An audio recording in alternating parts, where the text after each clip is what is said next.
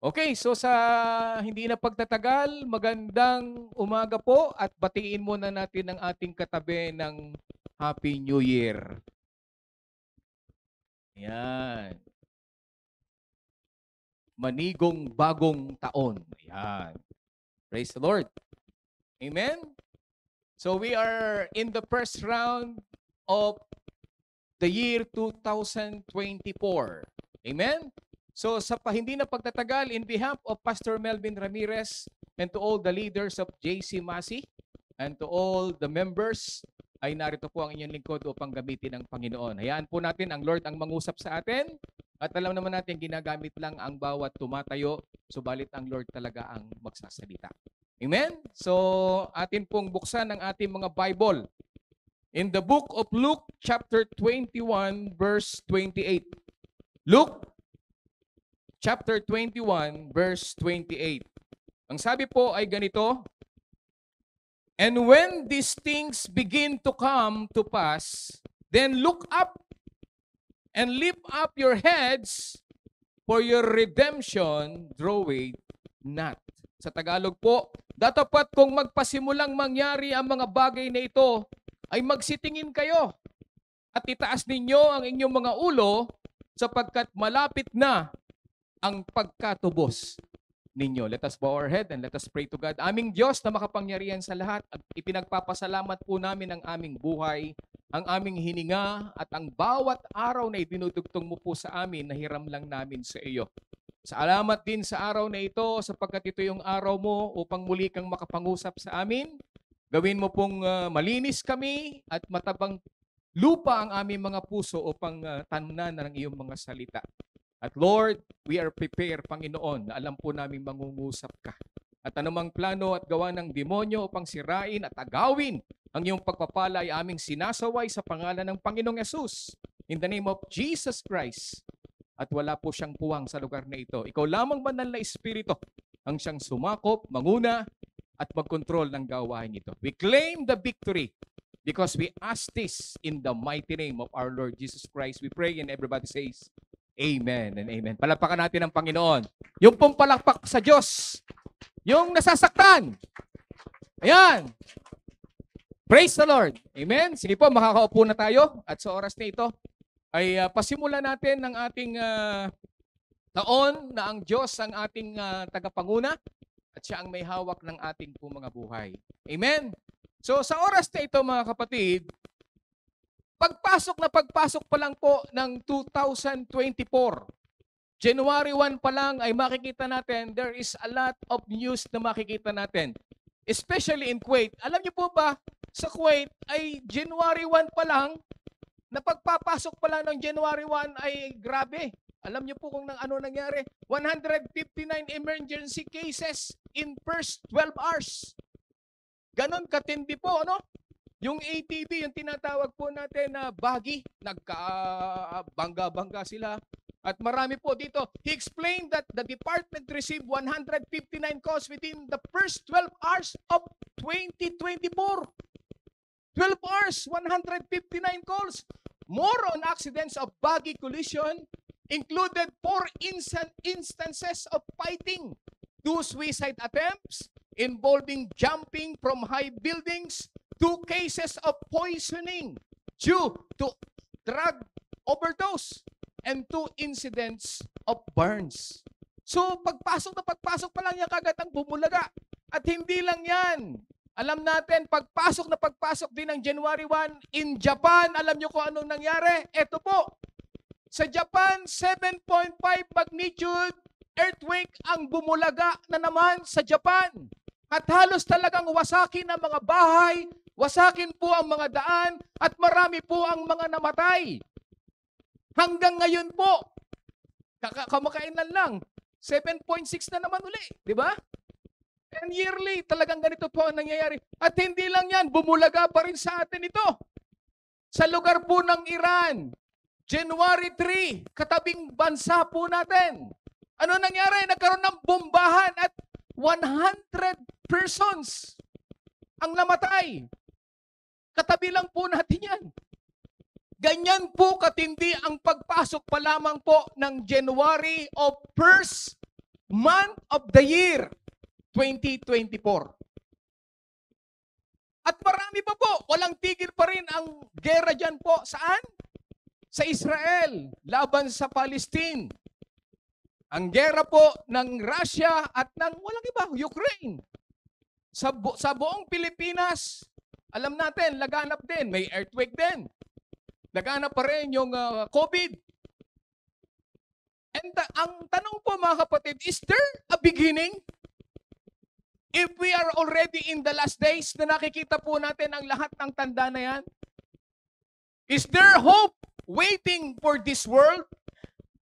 Na alam natin na pagpasok ng mga matitinding balitang ito, bumubulaga sa atin at talaga namang grabe po, hindi lang dito. Bagamat hindi natin naririnig yung ibang balita, pero matitindi po sa iba't ibang panig ng mundo. So that's why our topic for today is entitled, The Beginning of the End. Be ready po mga kapatid, be ready. Because we are in the beginning of the end. Beginning of January, but we are also beginning in the end. Alam natin na ang bawat prophecy ay naganap na at nagaganap pa. The question is, what will be our response if we know that this is the beginning of the end? Anong response po natin? Tayo po ba'y matatakot? Tingnan mo ang katabi mo kung natatakot siya. Tayo po ba'y nangangamba? O gusto nating magmadali na ubusin ang ating panahon para magsaya sa mundong ito? Para matikman man lang natin yung sarap ng buhay na ito bago tayo mamatay o bago pa matapos ang mundong ito. Ano ang response natin mga kapatid? Gusto ba natin gugulin ang ating panahon na hindi masasayang para ma-feel natin na tayo ay free sa mundong ito? Pero bilang mga mananampalataya, ito po ang sinabi po ng ating Panginoon. In Luke chapter 21 verse 28 ang ating verse. So when all these things begin to happen, the earthquake, the famine, the war, the death. So when all these things begin to happen, stand and look up, for your salvation is near. When you see the terrible signs of the last days, you must rejoice. Parang hindi kayo nagre-rejoice. Parang hindi kayo masaya. Kasi nga naman, Brother Dennis, paano kami magsasaya? Simula pa lang, lindol na kaagad. Simula pa lang, gera na kaagad. Simula pa lang kung ano-ano ng patay-patayan dyan. Pero ang sabi ng Panginoon, when we see the terrible signs of the last days, we must rejoice. Dapat kang magalak. You need to look up in the Lord. Because your salvation is drawn near. Malapit na ang pagbabalik ng Panginoon when you see the signs of the last days. So ngayon, ano ang magiging response natin when we are in the beginning of the end? Number one, we need not to be disturbed. Kailangan huwag kang madi-disturb, huwag kang madi-distract sa mga balita na nangyayari sa mundo. Ano na yan? Normal na yan. Amen? Talagang mangyayari po yan, mga kapatid. And alam niyo po ba sa mananampalataya, there are top three things that can distract our faith in God. May tatlong bagay po na makakadistract sa atin para hindi tayo mag-rejoice, para hindi tayo mag-focus sa ating Panginoon. Una is yung tinatawag po nating media. The social media, no? Or media. Pag sinabing media, included po dito yung TV stations, the internet, movies, music, games, magazines, social platforms, newspapers. Pagdating po ngayon sa media, it is a distraction sa bawat mananampalataya. Hindi lang sa mga unbelievers, even in the believers. Bakit kamo? Ito naranasan ko rin eh. Nung nagbakasyon kami ni Mrs., ito naranasan ko rin eh. Alam niyo po ba kumakain ang mga tao ngayon, ganito ang itsura? Kumakain Pero ang bawat isa may hawak na mobile at busy-busy po sa kanilang mobile. Sa social media. Kapag tinatanong mo, hindi sumasagot sapagkat malayo ang kanyang isip. Nakatuon sa Facebook, nakatuon sa kung ano ang nasa social media. Kumakain sa restaurant, hindi magkaunawan, walang pag-uusap because they are distracted by the social media. And even Christians, mga mananampalataya, lumalakad sa labas. Imbis na magkaroon ng sharing, pero ang nangyayari, sharing of a message doon sa Facebook. And we are distracted by the media. Be careful mga kapatid. Kaya nga kuminsan, tanggal mo na ang mobile. Wala mo ng mobile ngayon. Gusto ko, sabay-sabay tayong kumain. Gusto ko, sabay-sabay tayo na mag-usap-usap. Ang dami po ngayon ng mga wasak na relationship because of lack of communication. Hello sa mga may lack of communication. Amen. Ang sabi ng Proverbs chapter 25 verse 28, whoever has no rule over his own spirit is like a city broken down without walls. Kapag hindi mo control ang mga bagay sa iyong sarili, kagaya ka daw ng isang city na walang walls o walang protection, bagsak. You need to control your spirit with the rule of the Word of God. Alam niyo po ba, to overcome the media distraction, we need to be wise and be aware in what we read, watch, listen to, and how much time we are using doing that. Sino dito almost 10 hours nasa Facebook? Hindi lang 10 hours siguro. Hanggang sa pagtulog, antok na, nasa Facebook pa rin. Hanggang sa pagtulog, hanggang sa malalaglag na lang yung mobile. Ganon katindi yung social media ngayon. Ginagawa na nga pampaantok yung social media. And we are already distracted by social media. Christians, gising. Pwedeng gamitin ni Satanas ang social media. Second distraction is our work, brothers and sisters. Ang sabi ng Panginoon, in life, work is important. Yes, God Himself says we are to work. Pagkat sinabi po ni Pablo in 2 Thessalonians chapter 3 verse 10, nang kasama niyo pa kami, sinabi namin sa inyo na huwag pakainin ang sino mang ayaw magtrabaho. Huwag pakainin yung tamad. It means, sa Lord, okay lang magtrabaho ka. But the problem is ito po. The problem comes in when we end up so engaged in work. Masyado na tayong naka-engage sa work that it becomes more important than our focus on Jesus. Kahit na araw ng pagsamba, nag-o-overtime ka. Kayod marino ka. Kinakayod mo lahat ng overtime, pati sakit na kayod mo na. And that is a problem. Because you are out of focus because of your work.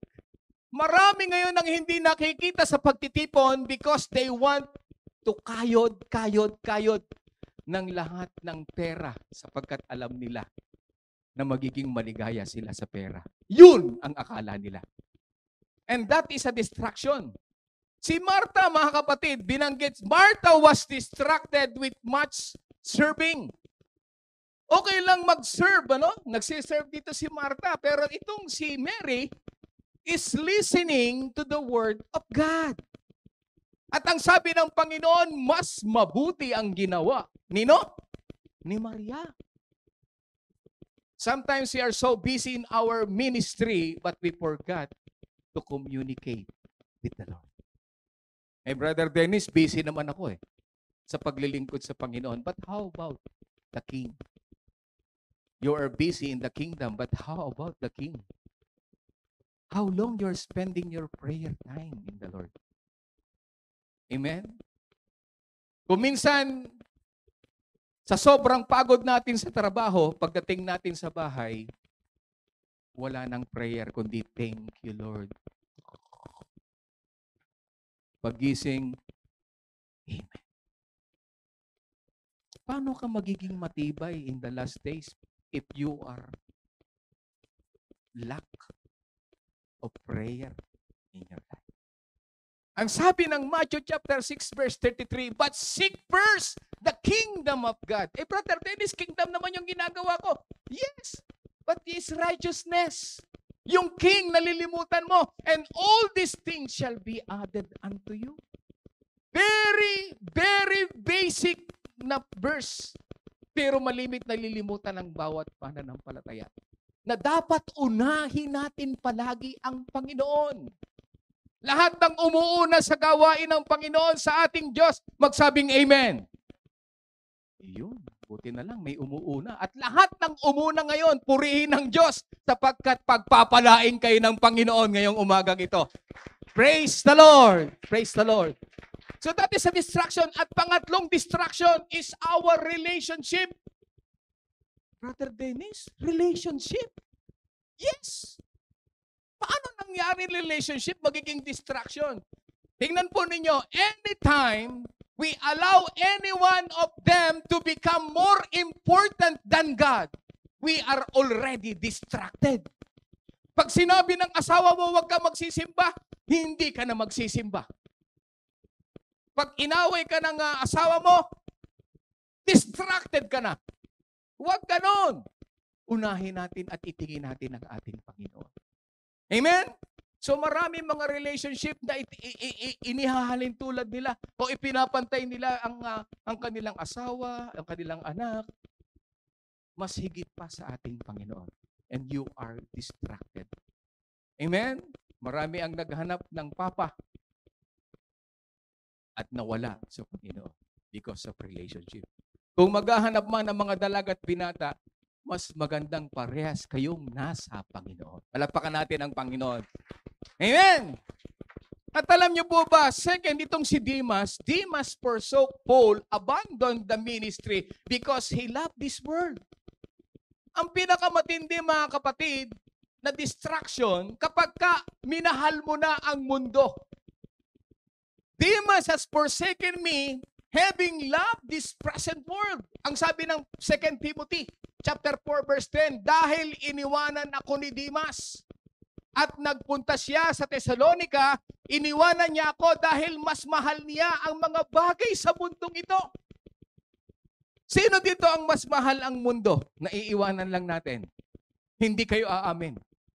Pero pagdating sa personal na buhay natin, mauunawaan natin na minsan mas mahalaga ang mundo kaysa sa Panginoon.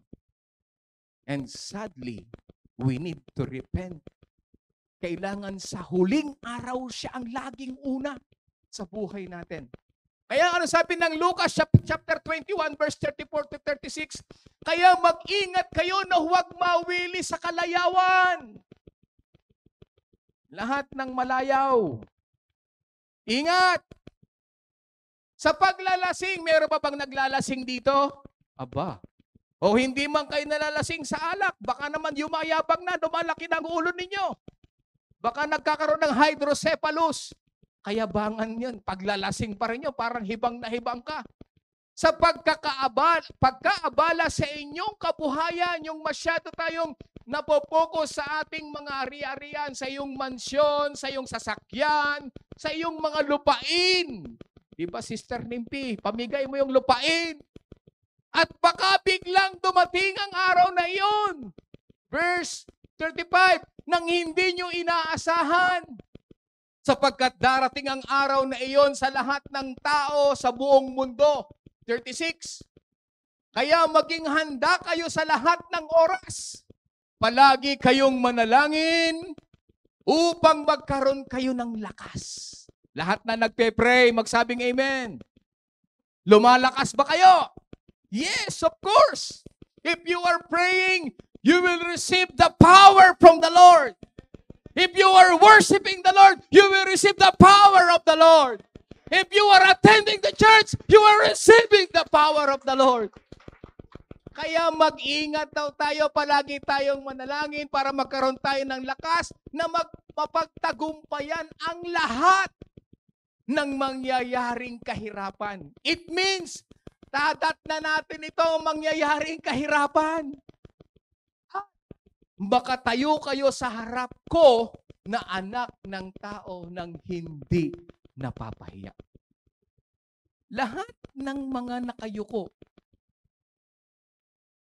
ang ibig sabihin, hiyang-hiya. Pero pagka ang mananampalataya, nagagawa mo yung tungkulin mo sa Panginoon, aba, you are proud.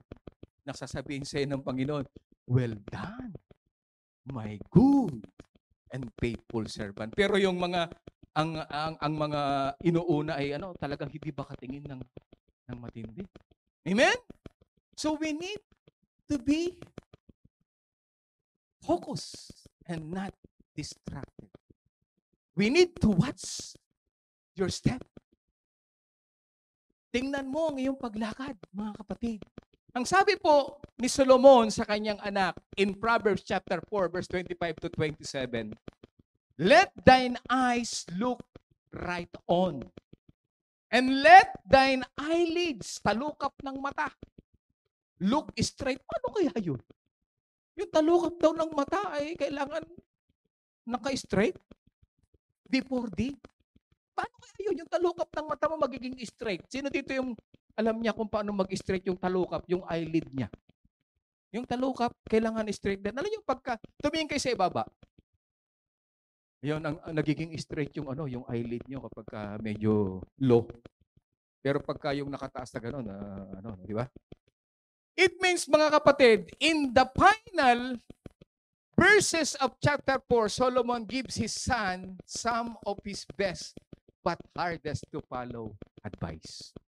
Ang galing magpayo nito, si Solomon. Kaya lang, bakit sinabing hardest to follow the advice? Kasi siya mismo bumagsak dito.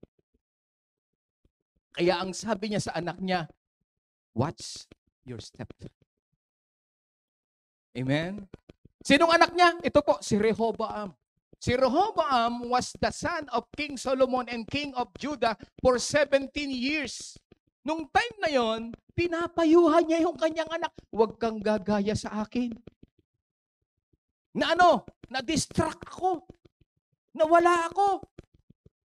Buti na lang, kinahabagan ako ng Panginoon. So ano ang payo dito ni Solomon sa kanyang anak? Number 1, Solomon was telling his son to focus on the right vision. Huwag kang madistract. Kailangan nakapokus ka doon sa right vision na ibinibigay sa iyo ng Panginoon. Pag sinabi pong focus, it takes focus to find the right path. Pag distracted ka, hindi ka makakapokus. Tingnan mo yung katabi mo pag distracted. Tinatanong mo, kumain ka na? Hindi pa ako naliligo. Distracted eh. Amen? Eh di ba ikaw magluluto ngayon? Ako ba? Distracted eh. Hindi nakapokus. Ang sabi ni Solomon sa kanyang anak, focus. Kailangan yung right path. Kailangan alam mo, yung right vision mo. Nakaandong ka. Sabi diyan, in life, and it takes focus to stay on the right path in life. Sabihin nga natin, focus. Mag-focus po tayo. Huwag kang madidistract. Amen? He was not to just have his eyes open to everything and anything.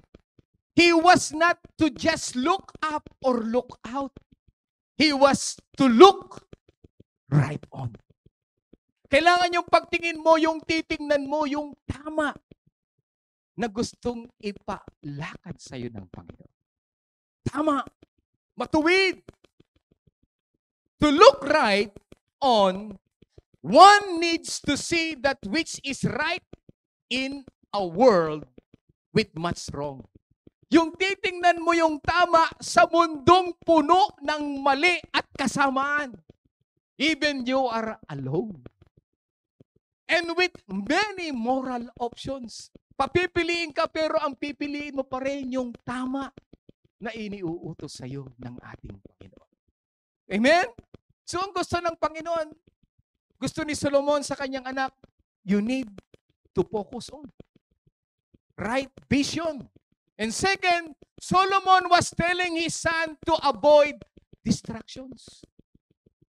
Ma-avoid natin itong distraction. Kasi ang distraction, yung binanggit natin kanina in Luke chapter 21 verse 34, kaya mag-ingat kayo na huwag mahawili sa kalayawan.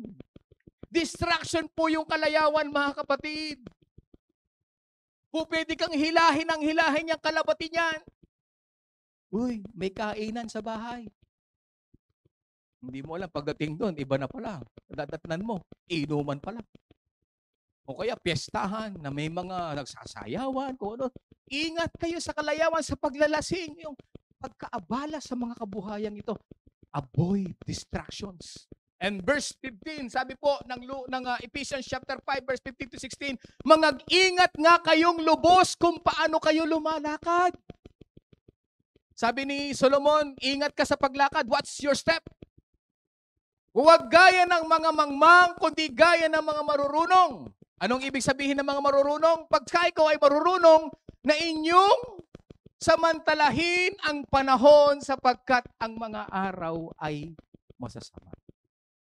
Ang tunay daw na nakapokus at saka yung naa-avoid yung distraction, you are focusing on how you follow the commandment of God.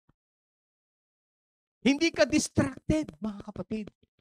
Alam mo, kapag may pagsamba bukas, ngayon pa lang nakaprepare ka na. Prepared na yung isusot mo. Prepared na yung puso mo. And you are excited to receive the full blessing of the Lord. That is not distracted, brothers and sisters. Lahat ng nakapokus ngayon sa Panginoon, palapakan natin ang Panginoon. Amen. You are not distracted kapag alam mo ang araw. Yung iba, tinatanong, anong araw ngayon? Ay, Lunes pa lang ngayon? Ay, Friday pa lang ngayon? Pagsampap, ay, Sunday pa lang ngayon? Sorry. Kala ko kasi Lunes ngayon. Distracted ka kapag gano'n. So avoid distraction. And thirdly, Solomon was telling his son to stay in the right path. Lahat ng nananatili sa Panginoon, lahat na nananatili sa tamang landas, magsabing amen. Salamat. At ang sabi ni Solomon, you are not only follow the right path, you need to stay in the right path. Alam niyo, mabilis lumakad. Pero yung manatili, mahirap. Salamat na lang at marami pa rin nananatili. Even in the lot of years na nangyari sa buhay natin.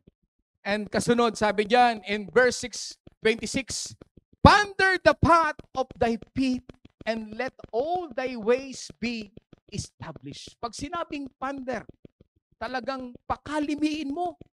Isipin mo yung tamang landas na dinadaanan ng iyong mga paa.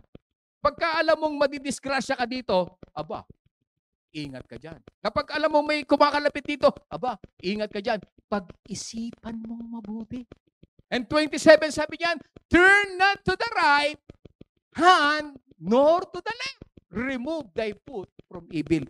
Ang gusto ni Solomon sa kanyang anak, do not turn to the right and do not turn to the left. Turn not to right or left. Diretso lang. Sida!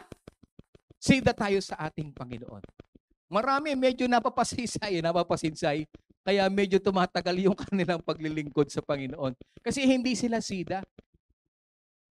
Kaya ngayon, kung dati ay medyo lumilihis ka, kung dati parang napapasinsay ka sa kabila at sa kaliwa at kanan, ngayon, 2024, mag-straight ka na. Palapakan natin ang Panginoon. Amen! At yung panghuli, sinabi ni Solomon, Solomon was telling his son to remove his feet from evil. Kapag ka alam mong ikaw ay nasa lusak ng kasalanan, lumulublob ka sa putikan, ang sabi ni Solomon, umalis ka dyan. Kapag alam mo na ang iyong kaibigan o sinasamahan, ilulublob ka sa kasalanan, kailangan umalis ka dyan. Hello! Brother Dennis, matagal ko na silang kasamahan. Sasabihin nila, others ka naman. No? Even they say you are others. Pag sa Lord ang usapan, dapat kang tumayo sa katotohanan. Amen? Kahit pa sabihin nila na nagbago ka na, mayabang ka na, o ano man ang sinasabi sa'yo, basta ikaw ay lumalakad sa katotohanan, kakampi mo ang Diyos sa buhay mo. Amen? From now on, starting 2024, lahat ng nakalublob o nakatungtong sa kasalanan, umahon ka dyan. Ahon! Merong kamay na aabot. Andyan si brother. Andyan si sister. Andyan ang Lord na ibabangon ka para lumakad ka sa katotohanan. Oh, hallelujah. Purihin ang Panginoon. You need to be straight. Sabi mo sa katabi mo, be straight. Amen? Remove your feet from evil.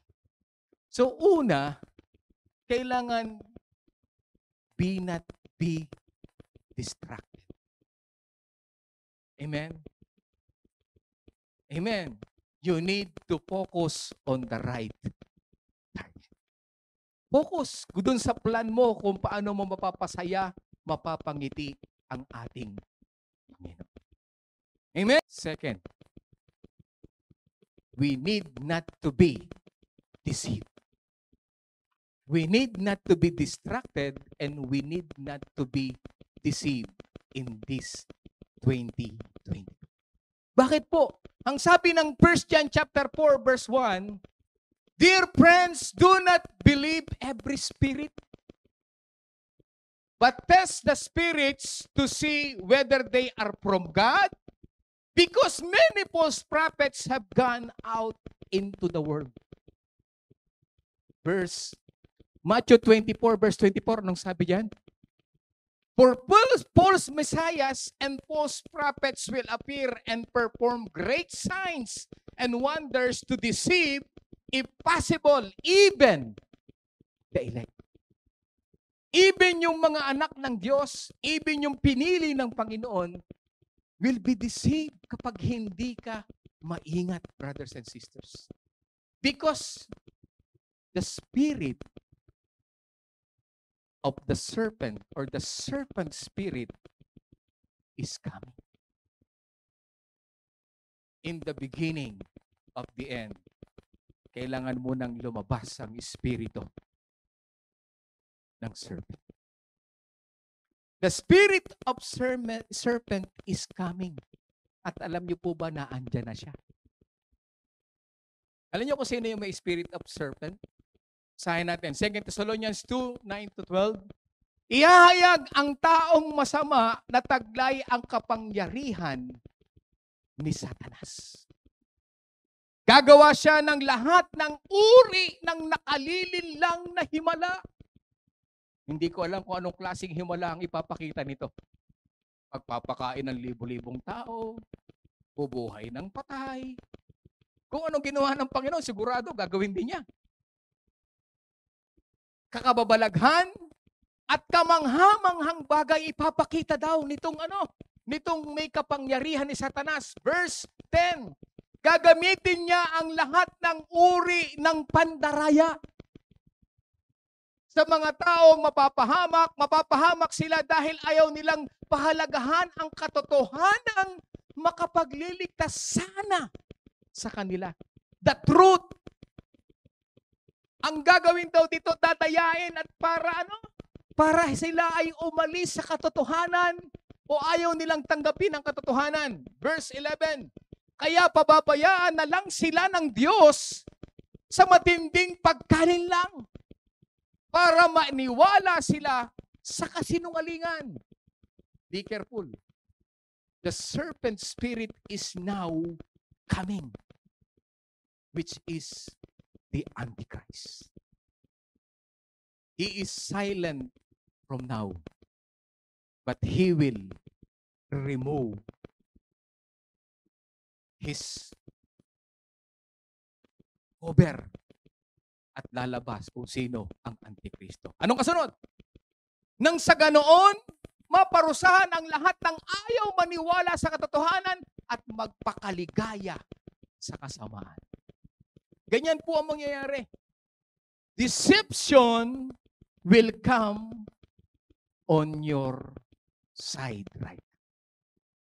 And even the whole world, the deception will come because the spirit of the serpent or the serpent spirit is now coming. Ang sabi po ng Ikalawang Korinto 11 verse 3, sabi po diyan, "Ngunit nag-aalala kung baka malason ang inyong isipan at mailayo kayo sa tapat at dalisay na pananampalataya kay Kristo, tulad ni Eva na nalinlang ng ahas."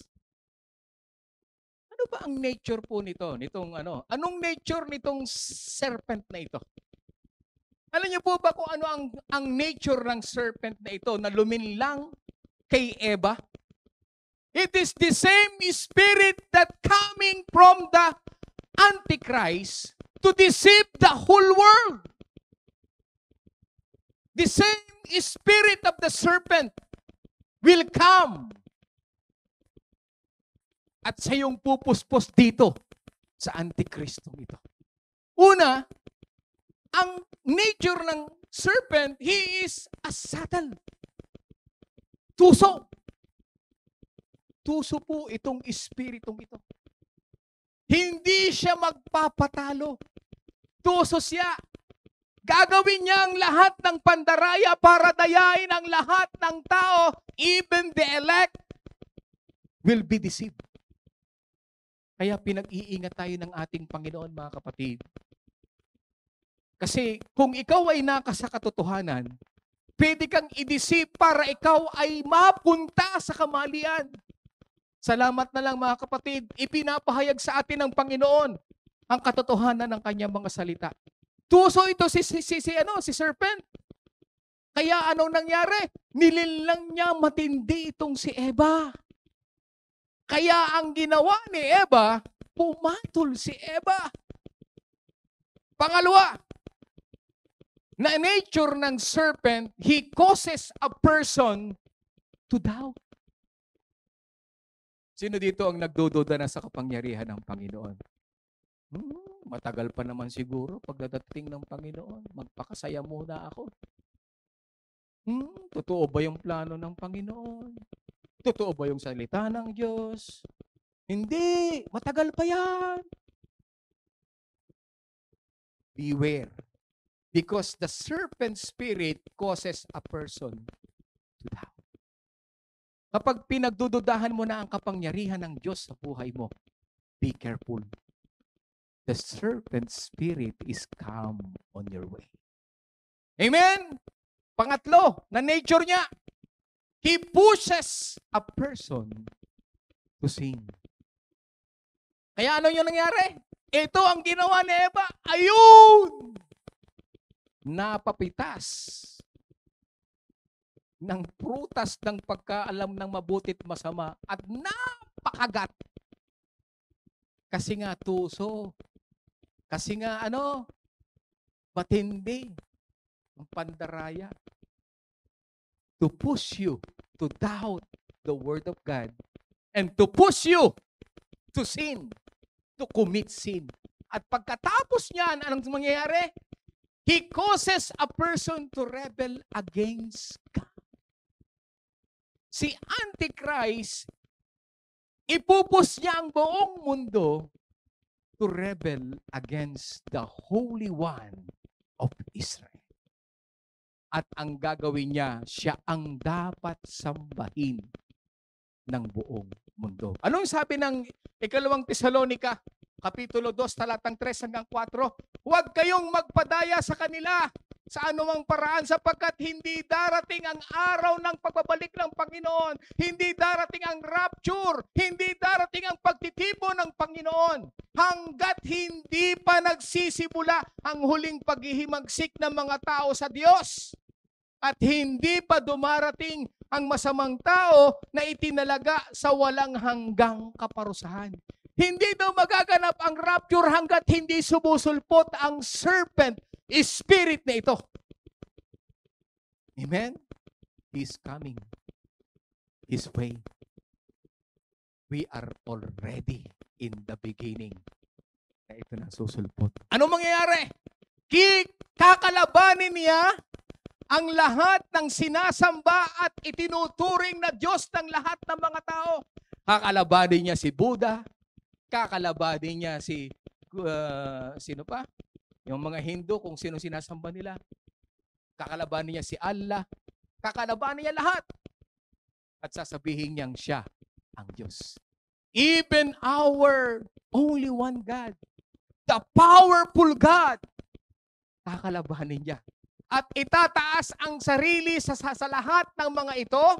Uupo siya sa loob ng templo ng Diyos at itatanghal ang sarili bilang Diyos. It's coming His way, brothers and sisters. Gagawin po niya. Kaya, sabihin mo sa katabi mo, ingat. Ingat. Because even the elect will be deceived. You need to stand on the truth. You need to focus on your faith. Because we need not to be deceived by the serpent spirit. Amen? In the last days, we need not to be distracted.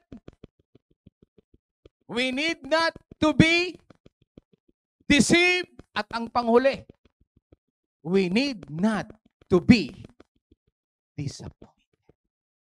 Lahat ng disappointed, tingnan mo katabi mo. Disappointed ba siya? Parang hindi maipinta, no? Kahit daw si Angelo o sino mga magaling mag-drawing o mag-paint, hindi kaya kasi simangot ang muka. Amen?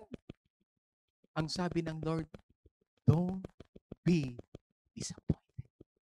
Basahin uli natin yung verse na sinabi ng ating Panginoon. So when all these things begin to happen, stand up, stand and look up, for your salvation is near. Palapakan natin ang Panginoon. Huwag kang ma-disappointed. Huwag kang ma-disappoint. Huwag kang manghina. Huwag kang mag-alala because it's come on your way. If the Antichrist will come on his way, the Lord is also coming very near.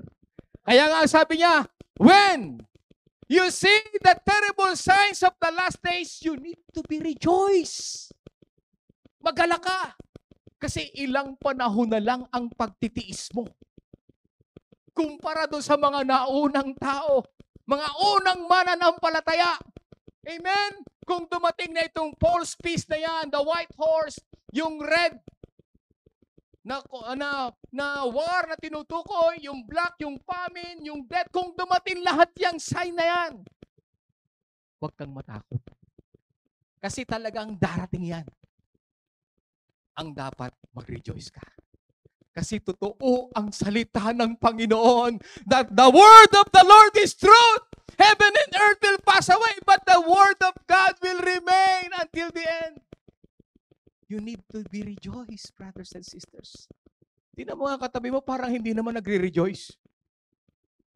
Ay, rejoice ang gamit niyang shampoo, pero ang muka, hindi rejoice. Be rejoice! Rejoice! Palapakan natin ang Panginoon. Amen. Kasi ang sabi ng Romans chapter 10 verse 11, for the scripture says, whoever believes in Him will not be disappointed. Lahat ng sumasampalataya, lahat ng naglilingkod, lahat ng nananatili sa Panginoon ay hindi mabibigo. Because He promised that He will return. At kukunin niya lahat ng alive and remain sa pagbabalik ng Panginoon. Huwag kang ma-disappoint. Kung nadidisappoint ka, natanggal ka sa trabaho, nadidisappoint ka, inaway ka ng kaibigan mo, nadidisappoint ka, iniwanan ka ng mahal mo, nadidisappoint ka sapagkat nilalayuan ka sapagkat ikaw ay born again. Ang tawag sa'yo, born again. O nasasabing nasisiraan na tayo ng ulo, do not be disappointed sapagkat sumasa iyo. Iwanan ka man ng lahat ng tao. Ang mahalaga, nasa iyo ang ating Panginoon. Palapakan natin ang Panginoon.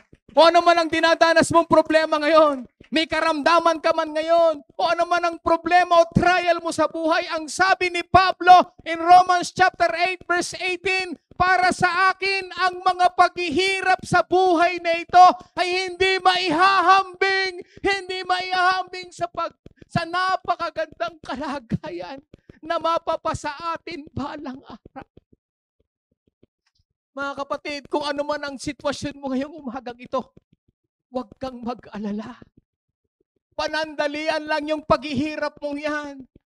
Pagdating ng panahon sa pagtunog ng trompeta, tapos na lahat ng ating paghihirap. So you need to be rejoiced sapagkat nagaganap na. Nagaganap na ang sinasabi ng ating Panginoon. Kaya ang sabi diyan, Kaya nga, in unang Korinto 15 verse 58, kaya nga,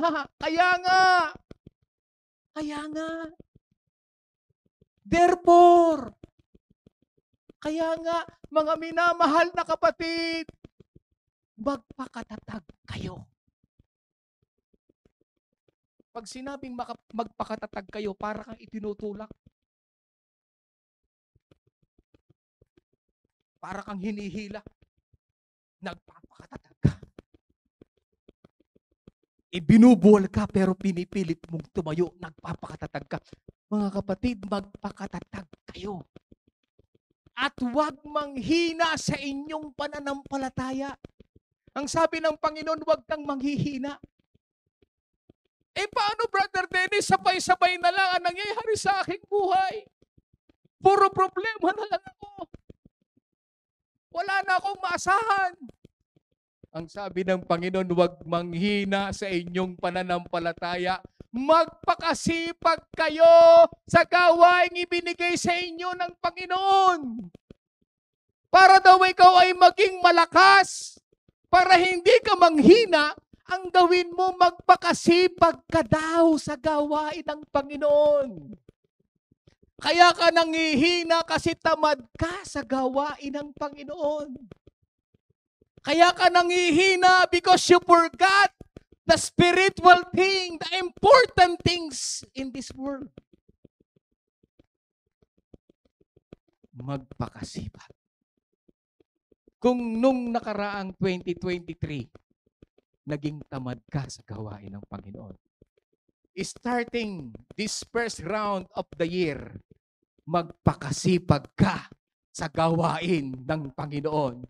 Dahil alam ninyo na hindi masasayang ang mga paghihirap ninyo para sa Kanya. Brothers and sisters, ano kung anong sabihin ng tao sa inyo? Don't mind. Don't be distracted. All you need to do is to focus in the Lord. Sa umagang ito, mga kapatid, naniniwala ako, natatakot tayo, nag-aalala tayo kung ano ang mangyayari in the year 2024. Napapakinggan natin ang mga salitang ito. Pero ang sabi ng Lord, do not be discouraged, do not be deceived, do not be disappointed because the Lord is coming. Pwede bang tumayo tayong lahat, mga kapatid? Hallelujah. Oh, glory, glory, glory, Jesus. Ano man ang inyong problema ngayon, ano man ang mga bagay na nakaka-distract sa inyong pananampalataya, ano man ang nangyayari sa ating mga buhay ngayon, ang sabi ng ating Panginoon, huwag kayong mag-alala sapagkat ang Panginoon ay nangako na siya'y babalik. Hallelujah. Isipin niyo kung ano yung mga bagay na nakalipas in 2023. Isipin ninyo ang inyong paglilingkod noong 2023. Isipin ninyo kung anong klase ang inyong pananampalataya noong 2023. Isipin ninyo kung anong ginawa nyo noong 2023 para sa Panginoon. Ngayong 2024, nagpapakatatag ka ba sa iyong pananampalataya? Nagpapakatibay ka ba? Nagpapakasipag ka ba ngayong 2024? Alang-alang sa iyong pagpamamahal sa ating Panginoon. Ano man ang danasin ng mundong ito, ano man ang mangyari sa mundong ito, do not be discouraged. Do not be distracted. Do not be deceived. But the spirit of serpent that coming, do not be disappointed. Because the Lord promised that He is with you. Sasamahan ka sa lahat ng iyong laban sa buhay hanggang sa kanyang muling pagbabalik sa mundong ito. Hallelujah. Taas po natin ang ating kamay sa Panginoon. Panalangin natin in the year 2024 napapagtagumpayin tayo ng Panginoon. Ang mga bagay na hindi natin nagawa noong 2023 ay magawa natin sa taong ito. Bigyan tayo ng lakas ng loob. Bigyan tayo ng kapangyarihan ng banal na Espiritu. Bigyan tayo ng discernment of the Spirit. Bigyan tayo ng wisdom and knowledge that comes from the Lord. Upang malampasan natin ang laban na darating sa 2024. Hallelujah. Tayo po'y manalangin sa ating Panginoon. Aming Diyos na makapangyarihan sa lahat. Salamat po sa iyong mga salita, Panginoon. That we are here in the beginning of the end. We are here in the beginning of 2024.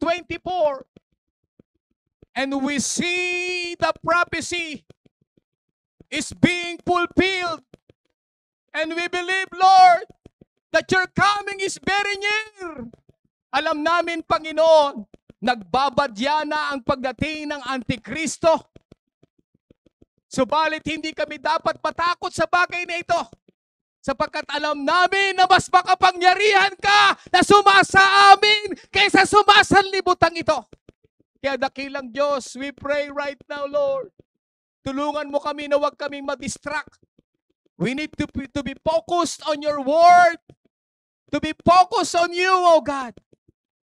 At huwag kaming madaya, Panginoon, kundi protektahan mo ang iyong mga anak, simula kay Pastor Melvin, sa bawat leaders, sa bawat workers, and bawat members, Panginoon. Protektahan mo kami sa anumang gawa ng demonyo, anumang pandaraya ng demonyo. At hayaan mo, dakilang Diyos, tayuan po namin ang iyong mga salita at ang iyong mga pangako.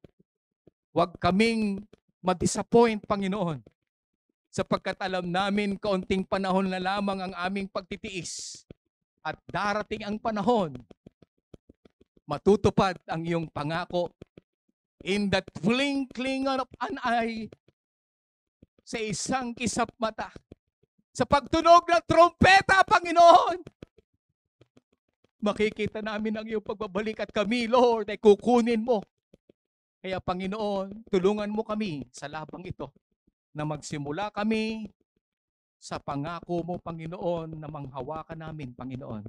And Lord, hayaan po namin, Panginoon, maingatan namin ang aming pananampalataya, ang aming kaligtasan, hanggang sa iyo pong muling balik. Purihin ka, Panginoon. Pinagkakatiwala po namin sa iyo ang aming pong paglilingkod, ang aming pong pamilya, ang iyong iglesia, maging ang bawat planuhin po namin. Mangyari ang iyong kalooban sa aming po mga buhay. Purihin ka, Panginoon. Ito po ang aming panalangin sa makapangyarihang pangalan ng aming Panginoong Yesus. And everybody says, Amen. Pagpalain po tayo ng ating Panginoon. Patuloy po tayo at patuloy po tayo na madatnan ng Lord na alive and remain.